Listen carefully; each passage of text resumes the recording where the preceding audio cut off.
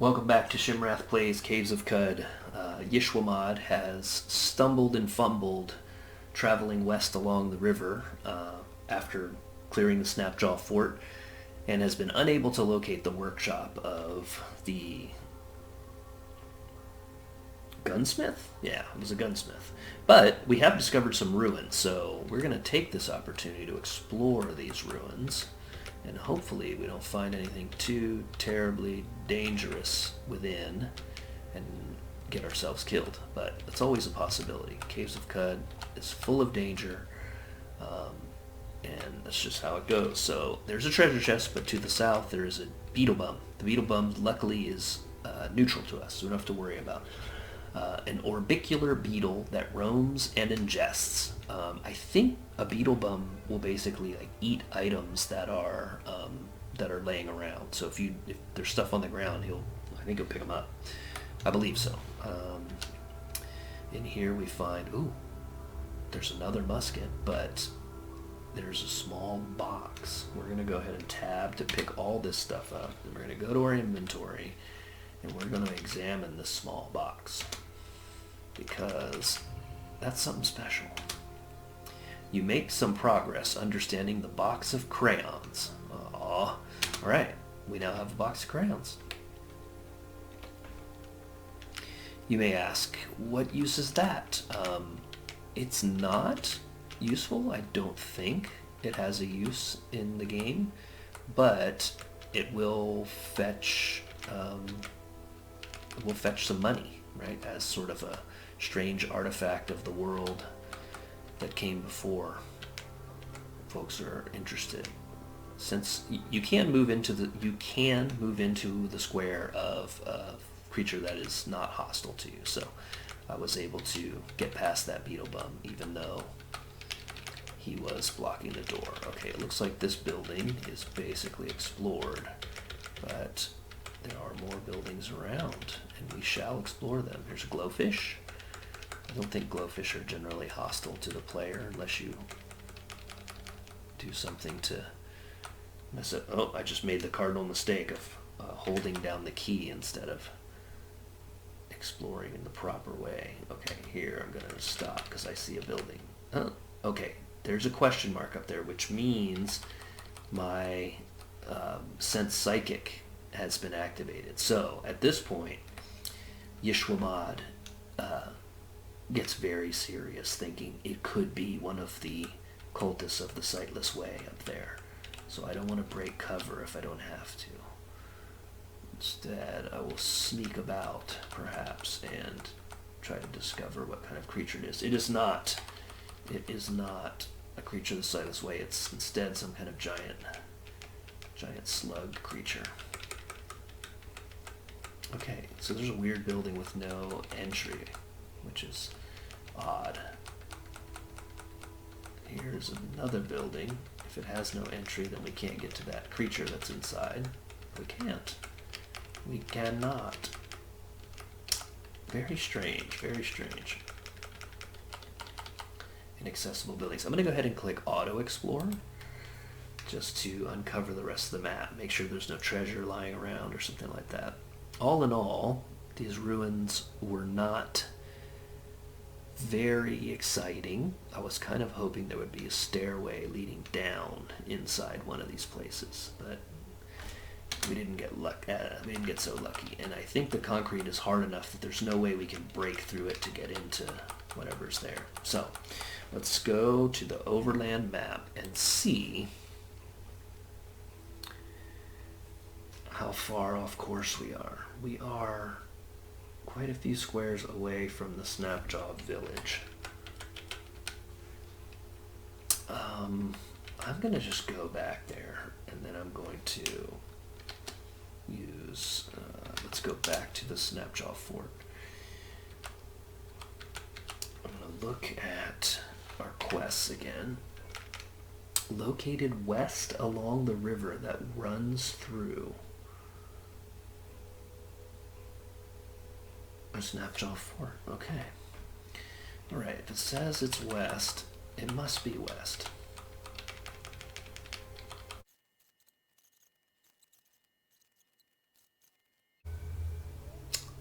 famished.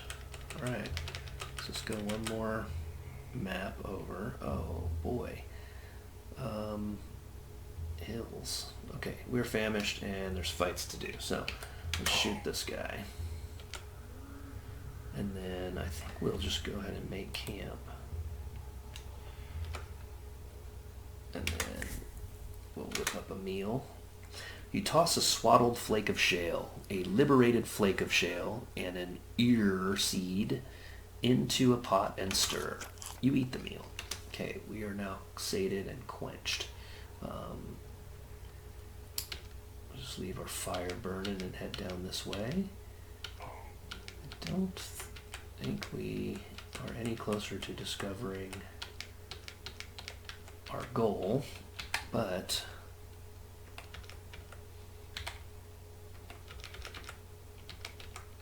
okay, let's look at this creature. It is hostile and it is a leech. So we'll shoot it as it slowly saunters towards us. Make sure I didn't. Okay, I didn't. I thought maybe I shot that goat by accident. I don't want that to be the case.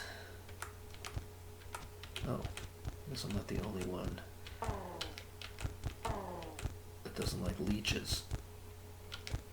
Oh. And the salamander is hostile to me here, so I'll fight the salamander, I guess. Alright, I'm down to 12 hit points.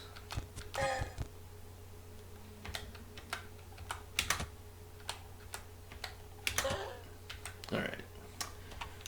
Gonna go ahead and just rest. I'm covered in blood here. And then make my way up.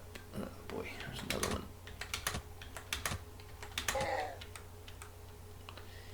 Yeah, I suppose I should leech corpse some snapjaw stuff. Now that I'm in the hills, I feel like, oh, well, okay. There's another question mark, but given all the leeches around here, I imagine that is another leech. It is. Okay, it's a lot of stuff. So, let's kind of see, make sure this guy's on our side. Okay, he's not on our side, but he's not hostile to us. Alright, mess up some leeches, shoot this boar. No, I don't really want to use my bow and shoot the... And then I think I'm going to go ahead and toast over here. Changing my mind. Again, I don't want this hermit to wander into my... Alright. Okay. Alright, leech is defeated. Now the cool thing is there's a downstairs here. The hermit is going to beat up these rams, so I'm just going to let him do his thing and stay out of it. I don't know why they have beef, but they do. I don't think chatting with him is going to change much. He has nothing to trade. But we can go down. And there may be something interesting down here. Oh, look at that. First thing. I see... Oh, man, that's scary. I don't like the look of this. Phase web. Okay, that's a phase spider. The filament from which this web is spun shimmers as it phases through the several dimensions of physical space. That, I feel like, is nasty. The only reason I can see that spider is because it's psychic. And I don't know a ton about phase spiders, except that they're, I think, really hard to kill because they phase in and out of reality. So even though there are some stairs leading down here, I kind of think I don't want to go down into them, which is a shame because every time we discover something interesting, we end up fleeing from it because it's too scary. Or because I'm too scared, I guess. I will help you fight them.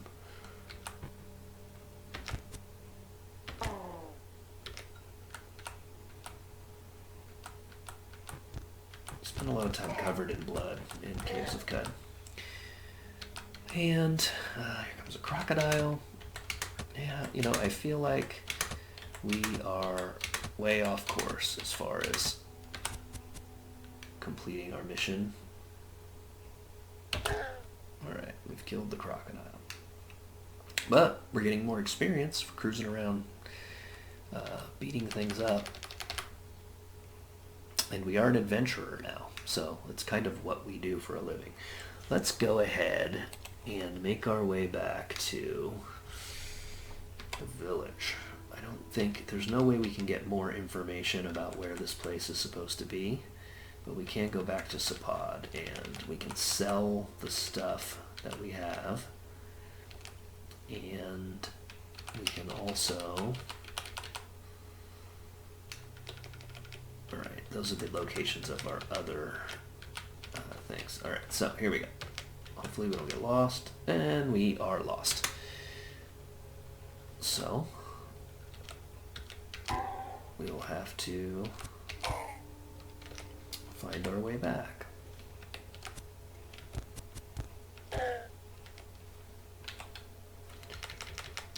Since we're going back, we'll go ahead and grab these boarskin gloves. I don't know that they're terribly valuable, but at this point, we're headed back to the village if we can become unlost. Which hopefully is not going to be that difficult. Oh boy, turtles. So let's look. A horned chameleon. These guys are neutral. That guy's hostile. But in the past, when I've fought reptiles, and then the turtle is aggressive. So I'm going to go back north. I really want to tangle with all those creatures. And the only way to get unlost is to explore new maps. So you don't want to... You just want to basically cover as much ground as possible till you regain your bearings. And that's not going to get us anywhere. So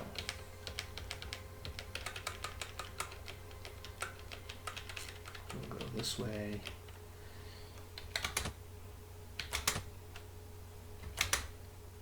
Oh, what was that? You need to reload.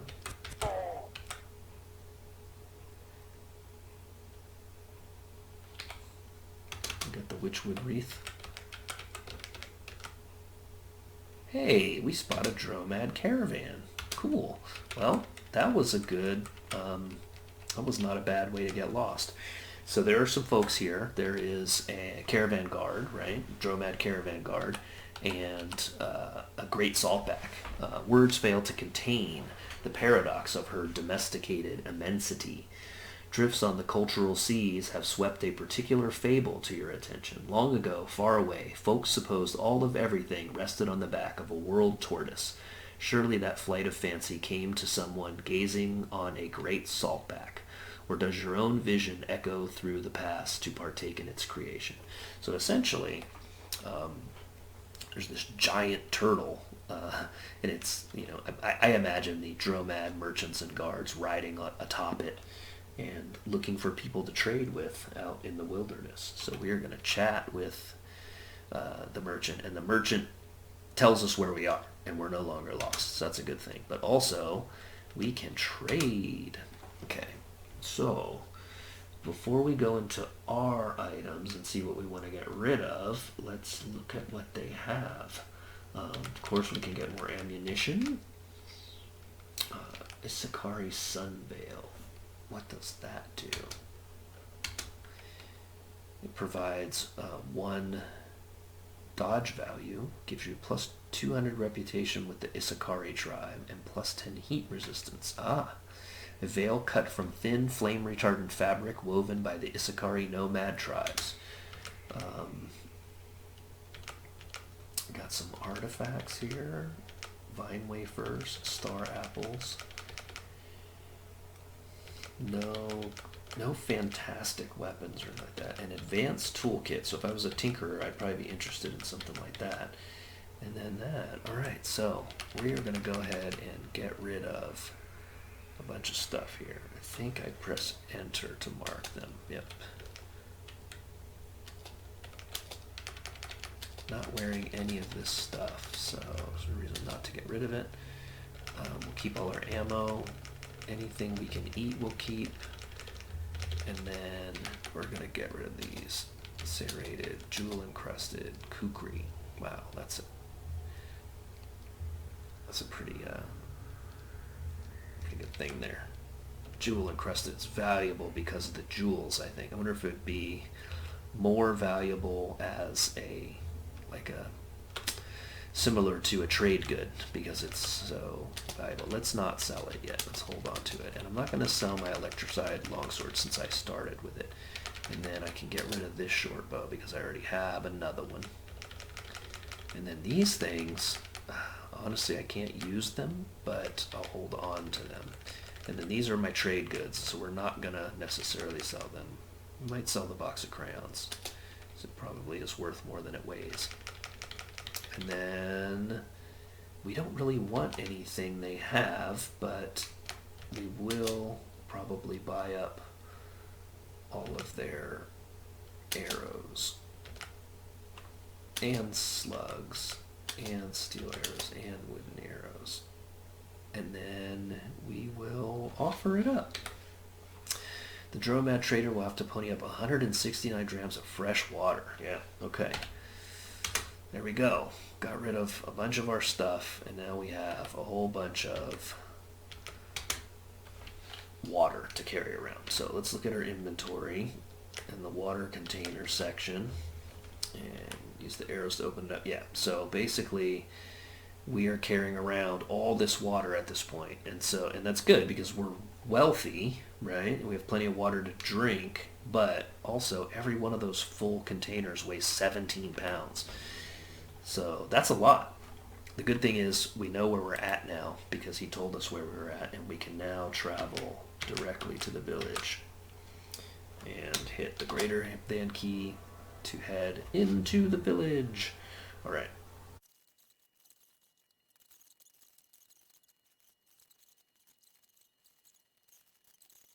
All right. Live and drink, everybody. Walked all the way back here, but finding that caravan made it so I didn't really need to come back here.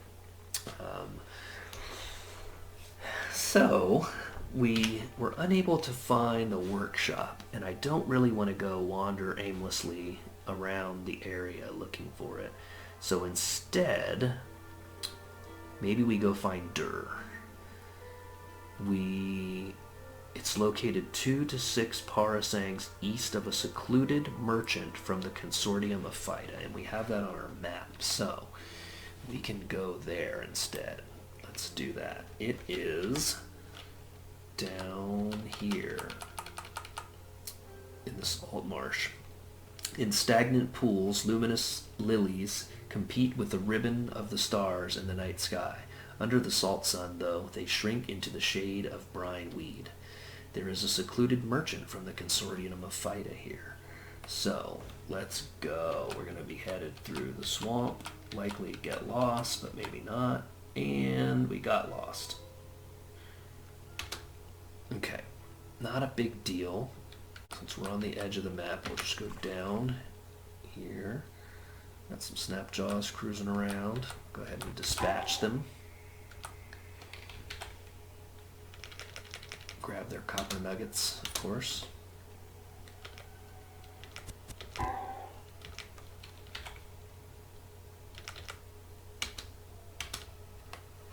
As much as we're currently carrying.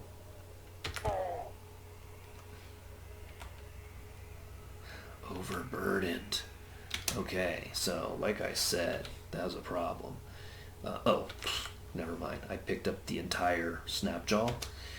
That is a quick way to overburden yourself, is to pick up an entire dead body. So let's go here and get this copper nugget. And then I guess we can need to reload. Alright. Reload. I guess we'll just use regular arrows, because we have a ton of them and these enemies are not anything to really worry about.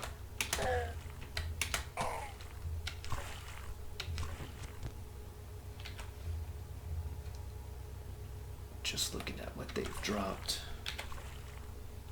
Uh-oh. I think I did it again. I I grabbed a glowfish corpse this time. Alright. This is not my idea of a good time, y'all. Okay. Oh, boy. Look at all of them. Why don't we start a fire? Let's just do this.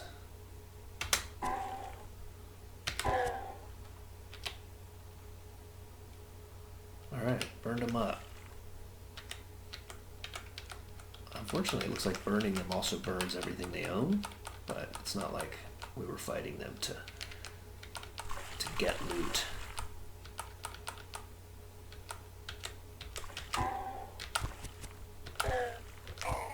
Alright.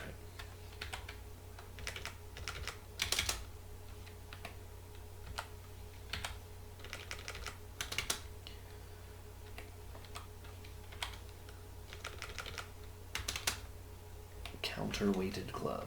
Alright. So, get to the corner, explore a few more maps, and hopefully regain our bearings. We did not.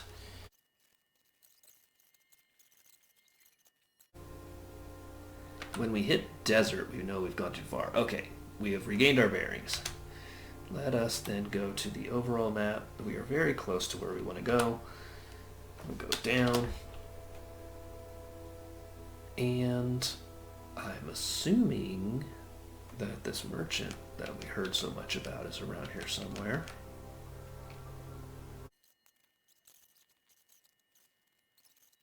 Okay.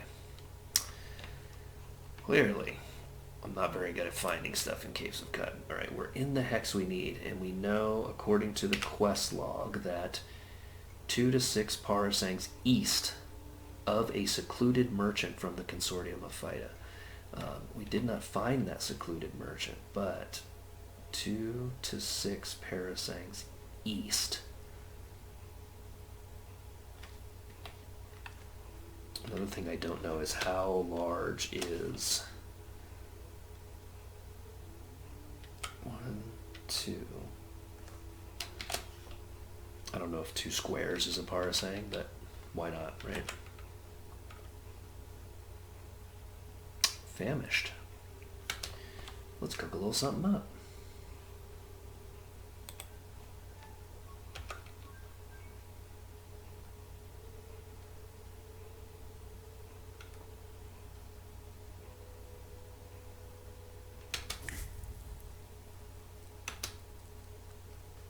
You gather some fixings: a nip of wicked brineweed, a flattened diaphanous wing, and a nip of brineweed. These meals are a little repetitive. I must gather better ingredients, I think. Notice how we always leave our campfire unattended. Seems like not the best idea. Smokey the bear would probably not like it. Oh, I didn't even see that crocodile. Okay, well, let us go, oops, let's go to, I think X takes us to our character sheet. Yes, that is the case. We now have 4 mutation points and 150 skill points. So let's go first to the skills. Open up dual wield. We don't have enough to get the next thing, which is ambidexterity, which will greatly increase our ability to do that. Oh, I forgot to use my flurry skill. We could look at wayfaring and get, we could spend 100 to get Mind's Compass, which makes it so we won't be lost so much. This seems like probably a good idea, given the fact that all we're doing right now is wandering around lost, trying to, I mean, technically we're not lost when we're exploring the map, but I think I'll save it for all powerful choices. Now, what we can do is spend 4 mutation points to buy a random mutation. So let's do it.